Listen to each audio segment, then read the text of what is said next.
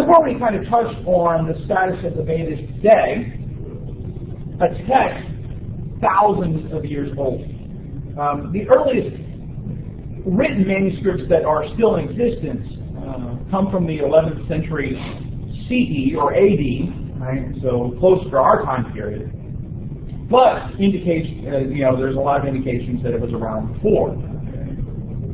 The contents of the Vedas, however, are not things that most common, regular Hindus know that much about. They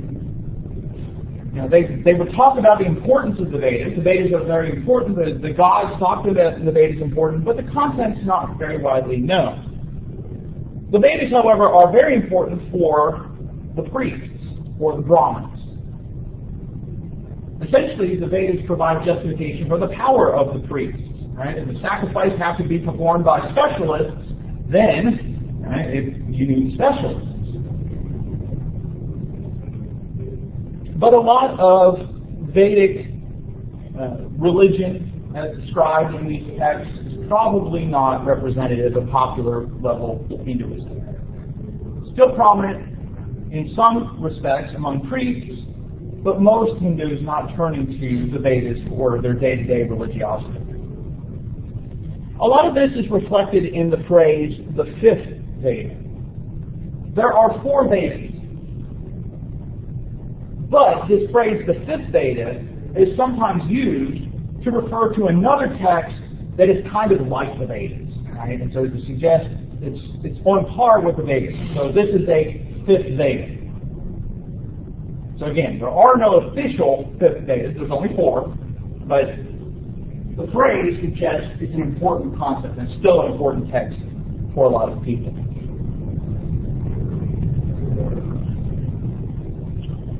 Questions about the Vedas. So thinking historically, right, the Harappa culture that we don't know much about, then we have the Vedas, and then out of the Vedas you have the development of the Upanishads. Right? Originally the Upanishads were philosophical texts appended to the Vedas, stuck on the Vedas, composed somewhere between the 7th and 6th centuries BC. What we have, however, with the Vedas, with the Upanishads, even though they're kind of connected with the Vedas, is a reinterpretation of Hinduism. It's a change. It takes a lot of things present in Vedic religion, but reinterprets it. Doesn't destroy it, but takes it and puts it in a different light. The term Upanishads translates to sitting near devotedly. Particularly, the idea was that you would sit near devotedly to a guru or a teacher. So the type of religiosity expressed in the Upanishads is that you would connect yourself with a teacher that would help you philosophically understand great principles. And so the Upanishads usually take the form of conversations between husbands and wives, between fellow philosophers, between teachers and students. But the Upanishads are particularly important because they take Hindu religion and add a philosophical component to it. Right? The ritualistic component of Vedic religion continues. Right? There's still sacrifices produced through even contemporary times. But now there's this philosophical type of Hinduism that is focused on speculation on reality, the idea of creation, fundamental realities about how the universe works. So what are some of those core ideas that are brought out of the Upanishads? One of the key concepts is the idea of Brahman. Brahman should not be confused with Brahma, the creator god, Brahmins, who are priests, or the Brahmanas, which is a section of the Vedas. There will not be a test on the exam that puts all of those into one multiple choice question. Right? So I'm not going to try and trick you with that. Like you say, you got Brahma, Brahman, Brahmins, Brahmanas. So it can be very confusing. What is Brahman? Brahman is this all-pervading or cosmic state. It's an energy almost. I mean, energy is not the best term, but it's the thing that mystics try to tap into. It pervades the universe, yet is something distinct from it. And in philosophical Hinduism, it is kind of the creative force for existence. It's kind of like the Force in Star Wars. And there's a lot of similarity. I mean, George Lucas went to a lot of religious and philosophical systems to draw a lot of the ideas present in Star Wars, and Brahman is kind of a good way to kind of think of it. It's not exact parallel. There are a lot of things that are different. That notion of this power that kind of pervades everything, is in everything, but it's separate from things. So Brahman. Then you have Atman. Atman refers to the individual soul, the individual person. But it is considered to be a sliver of Brahman, an expression of Brahman. So how do Brahman and Atman relate? Well, this is one of the very difficult parts of Hindu philosophy. In the Upanishads, in this question about Brahman and Atman, it is said, Tattvam Asi, you are that. You, Atman, are Brahman. Well, does that mean that Brahman and Atman are identical? Meaning that essentially everything's Brahman.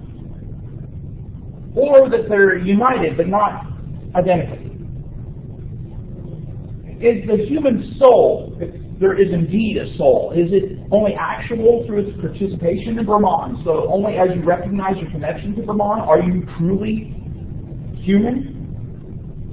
And so you have a variety of developments out of this. This kind of pantheism with Brahman's in everything, to monism. Brahman is everything. There is only Brahman. Connected with this concept is the concept of Maya, or illusion. This world is a world of Maya, illusion. It refers to the reality around us. The world in front of you, according to the Upanishads, is not as important as the world of Brahman. So the illusion here is that things in the world have their own independent reality. That you are a you distinct from other yous, separate from the world around you. No, instead, everything is interconnected. Everything is participating in Brahman.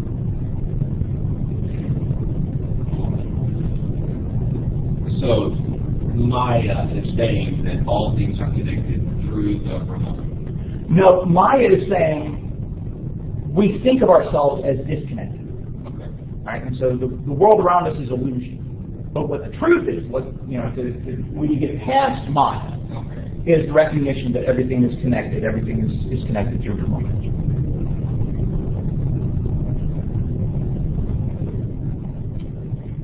So the Upanishads introduce these core concepts about reality, but they introduce other concepts as well. First is the idea of karma. Karma in Hinduism means action. Now, the term karma had been around prior to the Upanishads, referring to ritual action, right? So engaging in the rituals. But through the Upanishads comes to what we think of generally as karma, right? There's a system of punishments and rewards. Do good things will come to you. Do bad things will come to you. What always fascinates me when I hear Christians talking about karma, right? What they've done is kind of appropriated this Hindu concept, right? Does the Bible teach karma? No, right? Because sometimes people don't get what they deserve, right? And sometimes bad things do happen to good people. But karma has become a part of our culture. But essentially, the system of rewards and punishments is kind of like what we need to think about. Another core concept, and we'll talk in here in a minute, kind of try to combine some of these together, is samsara. Samsara refers to the cycle of death and rebirth. What we might refer to as reincarnation, that you're born, you live, you die, you're reborn. So all of life is in these cycles of birth and death and rebirth. Third concept, third term, is that of dharma. Dharma in Hinduism means duty or obligation. It refers to duties that you should perform. And the final concept before we tie these together is that of moksha. Moksha refers to liberation. Liberation from samsara.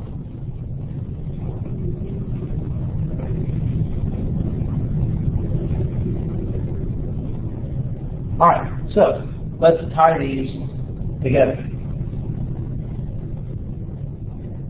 All life exists in Hindu philosophy, in these cycles of death and rebirth. All life is trapped in samsara.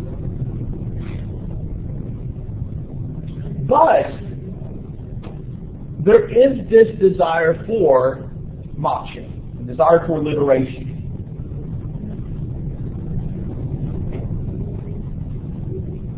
Now, liberation, moksha, is not like a heaven.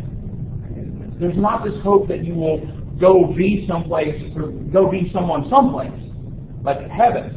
Instead, moksha refers to the absorption of the Atman in the absolute Brahman. So again, it's kind of like being absorbed into the Force. See how Star Wars does help us a little bit here. Right? It's kind of, you die, you're kind of absorbed into the Force. That's kind of what the goal is. Right? That you kind of become one with the universe. Again, don't take what I'm saying too literally, because the idea is it's better experienced than explained. The way to achieve moksha is dharma.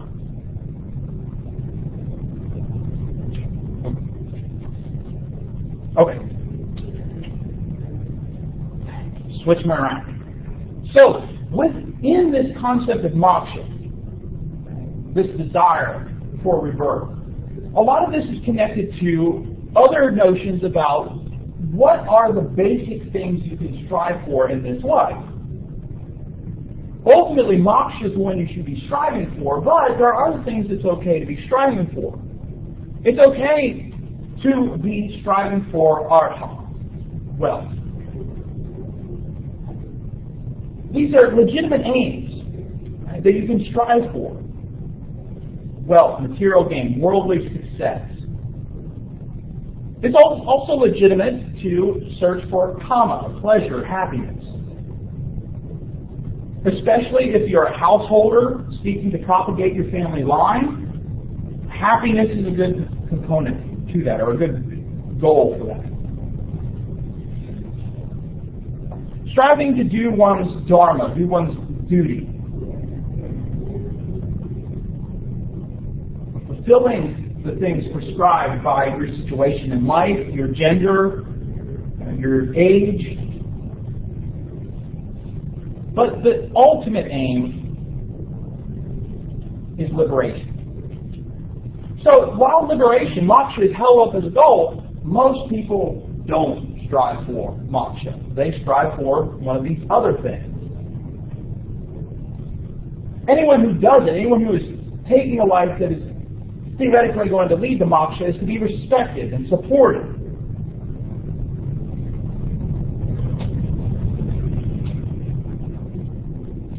The way to achieve moksha is through dharma, through the performance of your duty.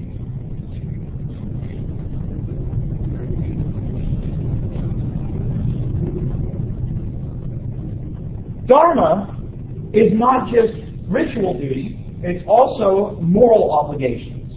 And there's expectations that you will act in certain ways. Some of those obligations are universal. Everyone should act this way. There are certain things that everyone should do.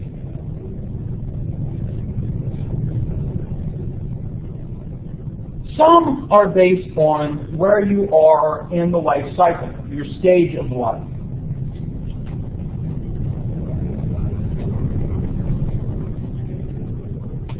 In Hinduism, there are 4 ashramas, or 4 stages of life in the top 3 castes. We'll say more about castes probably we might get to it today, but probably on Wednesday. There is the student stage of life. Now again, these are the upper classes. These come from a document called the Laws of Manu. So as a student, you would study in the house of a teacher, according to your abilities, according to where you were in the class system. It would include memorizing parts of the Veda, as well as instructions in archery or medicine, astrology, music. At about the age of 25 or so, you would move on to being a householder, getting married, performing traditional rites, raising children.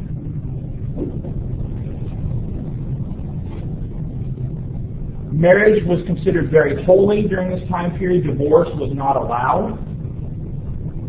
Things have changed, of course, in recent years. It was then expected that toward the end of your life, as a grandparent, you would move into the life of an ascetic.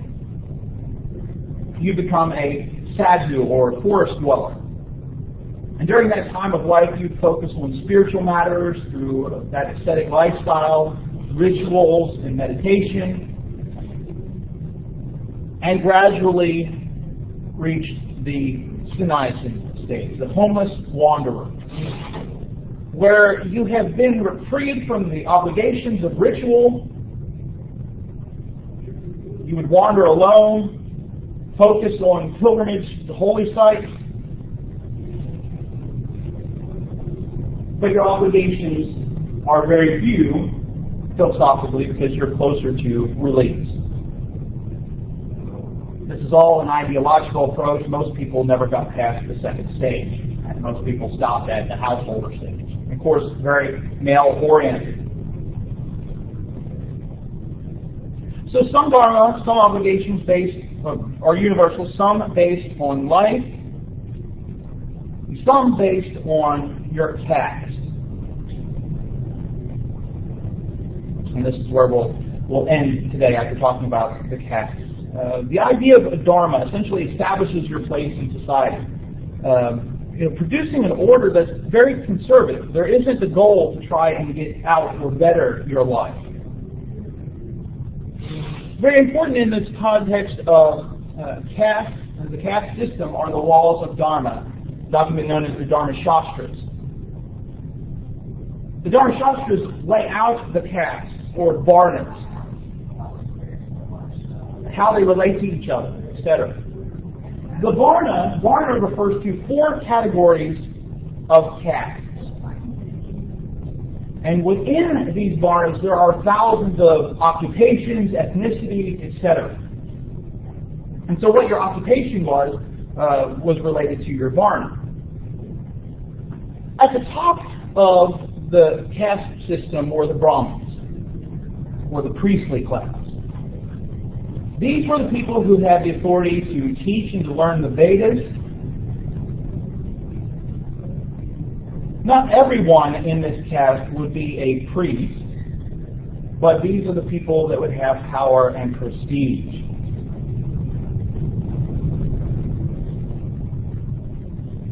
Below the Brahmins were the Kshatriyas. And here again, you don't need to know the Sanskrit terms, you can use the English terms. The Kshatriyas, or the warrior caste. These would be people that were the protectors of the country. Kings, other types of royals, other types of leaders. Below the Kshatriyas were the Vaishyas, and the merchant class. These three classes were eligible to learn the Vedas, but the Vaishyas were not allowed to teach them. In the Vaishya class would be people that were in charge of commercial and agricultural work, raising of cattle and other livestock. Below them was the Shudra Varna, the servants, people that served the other classes. They were not allowed to accumulate wealth, and really as a Shudra, the only respect you could expect in your life was that which comes from old age.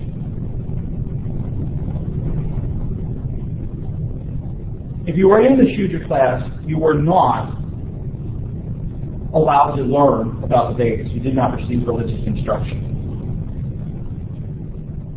There are 4 Varnas, but then there are another group known as the Dalits, or the Untouchables.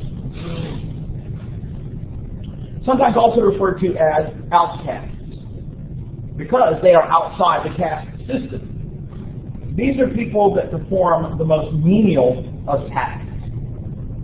Street sweeping, carrying dead bodies. The Dalits were considered impure and were not interacted with much. In more recent times, the success of religions like Christianity and Buddhism has been mostly among the Dalit classes, because other religions, Hinduism itself, doesn't provide them with any hope of getting out of their lower position in this life. Gandhi tried to, during his lifetime, denounce the idea of untouchability, get it out of Indian mentality, but it didn't entirely work.